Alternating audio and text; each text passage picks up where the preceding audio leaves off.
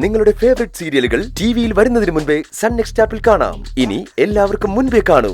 ഇപ്പോൾ തന്നെ sun next app download ചെയ്ത് സബ്സ്ക്രൈബ് ചെയ്യൂ.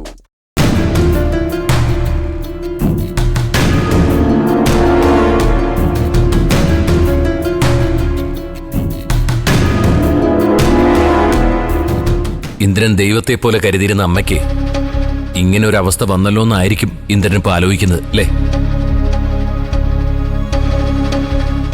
ഇന്ദ്രന് അത്ര എളുപ്പം അമ്മയെ മറക്കാനോ ഉപേക്ഷിക്കാനോ കഴിയില്ല എന്ന് എനിക്കറിയാം. അതുകൊണ്ട് ഇന്ദ്രന്റെ മനസ്സെന്താ പറയുന്നതെന്ന് വെച്ചാൽ ഇന്ദ്രൻ അത് ചെയ്യണം. അമ്മയെ കാണണമെന്ന് ഇന്ദ്രന് തോന്നിയാ പോയി കാണണം. രക്ഷിക്കണമെന്ന് തോന്നിയാ പോയി രക്ഷിക്കണം. സുശീൽ ഇനി ആരെയും ദ്രോഹിക്കാതിരുന്നാൽ മാത്രം മതി. അങ്ങനെ ഒരു ഉറപ്പെങ്കിലും അവള് തന്നാ മതി. അങ്ങനെയെങ്കിൽ സുശീൽ ഇതുവരെ ചെയ്ത തെറ്റുകളൊക്കെ പൊറുക്കാൻ എല്ലാവരും തയ്യാറാവും. അതെ അച്ഛാ, അമ്മയോട് ക്ഷമിക്കാൻ എല്ലാവരും തയ്യാറാ. അനുവും സത്യനും പ്രദീപൊക്കെ എന്നോട് പറഞ്ഞു അമ്മയ്ക്ക് വേണ്ടി എന്തെങ്കിലും ചെയ്യണമെങ്കിൽ ചെയ്യാവുന്ന. പക്ഷേ അമ്മ മാറുമെന്ന് തോന്നുന്നില്ല അച്ഛാ. ചില കാര്യങ്ങളിൽ അമ്മയ്ക്ക് വിട്ടുവീഴ്ച ചെയ്യാനാവില്ലെന്ന് എനിക്കറിയാം. അതുകൊണ്ട് ഞാനിനി ഒന്നും അമ്മയ്ക്ക് വേണ്ടി ചെയ്യില്ല അച്ഛാ. എനിക്ക് എൻ്റെ കുടുംബം കൊണ്ട് നോക്കണ്ടേ. അത് മറന്നിനി ഇന്ദ്രൻ ഒന്നും ചെയ്യില്ല. അമ്മയ്ക്ക് വേറെയും മക്കളുണ്ടല്ലോ, അവർക്ക് വേണമെങ്കിൽ ചെയ്യട്ടെ. അതിന് തടസ്സം നിൽക്കാതിരുന്നാ പോരെ. അത് മതി ഇന്ദ്ര, അത് മതി. ശരി അച്ഛാ, എന്നാ ഞാൻ ഇറങ്ങട്ടെ. ആയിക്കോട്ടെ.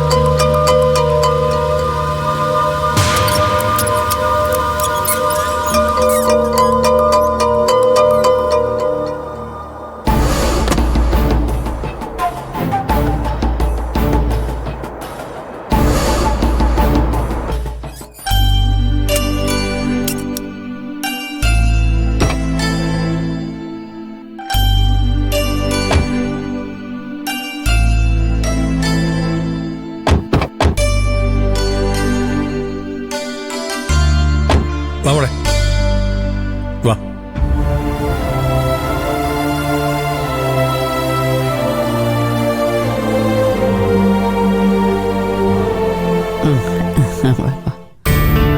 എത്തിയോ? റൂമൊക്കെ ക്ലീൻ ചെയ്തിട്ടുണ്ട്. മോള് പോയി കുഞ്ഞിനെ കിടത്തി. ശരി മാഡം. അമ്മേ, മോളെ റൂമിൽ കൊണ്ട് കിടത്തിയിട്ട് ഇങ്ങോട്ട് വരണം, സംസാരിക്കാനുണ്ട്. ഹോസ്പിറ്റലിൽ വെച്ച് ഒന്നും സംസാരിച്ച് തീരുമാനമാക്കിയില്ലേ സാറേ? ഈ ഹോം സ്റ്റേയിലെ കാര്യം തങ്കച്ചിയായിട്ടല്ലേ സംസാരിക്കേണ്ടത്. അത് ഞങ്ങൾക്ക് മാത്രമായിട്ട് തീരുമാനിക്കാൻ പറ്റില്ലല്ലോ. അത് പറ്റില്ല. മോള് പോയിട്ടോ, നിങ്ങൾ കയറിയിരിക്കും. വരൂ.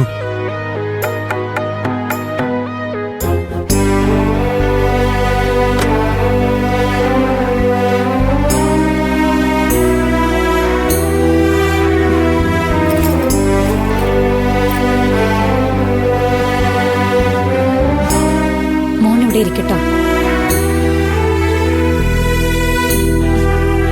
കുടിക്കാൻ മോൾക്ക് വെള്ളം വേണോ? വേണോ? ബാഗിൽ വെള്ളമുണ്ട്, ഞാനിപ്പോ എടുത്തു തരാം കേട്ടോ. മോളിവിടെ ഇരിക്കേ.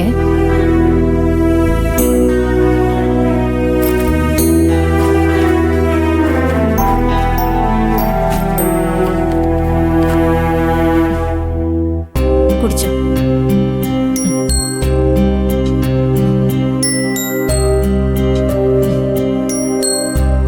കുറച്ചുകൂടെ കുടിക്കേ. വായ തുറന്നേ.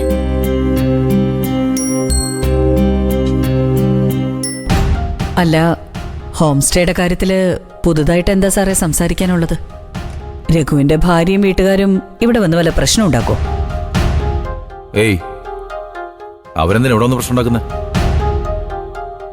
മേഡം ആവശ്യമില്ലാത്ത കാര്യങ്ങളൊന്നും പറയണ്ട. എനിക്ക് തോന്നിയ കാര്യമാ രഘു ഞാൻ പറഞ്ഞത്. ഞാൻ ആമിയും കുഞ്ഞിനെയും കാണാൻ ഹോസ്പിറ്റലിൽ വന്നിരുന്നു. ഈ തങ്കച്ചിയെ കരുതുന്ന പോലുള്ള പ്രശ്നങ്ങളൊന്നും രഘുവിന്റെ ഫാമിലിയിലില്ല. ആമയെ മാത്രമേ അവർക്ക് അറിയാതുള്ളൂ. ആമയുടെ ഹസ്ബൻഡ് ആദി അവർക്കെല്ലാം സുപരിചിതനായിട്ടുള്ള ആളാണ്. ആദിയുടെ ഫാമിലിയെ രഘു ഹെൽപ്പ് ചെയ്യുന്നതിൽ അവർക്കാർക്കും ഒരു പരാതിയുമില്ല.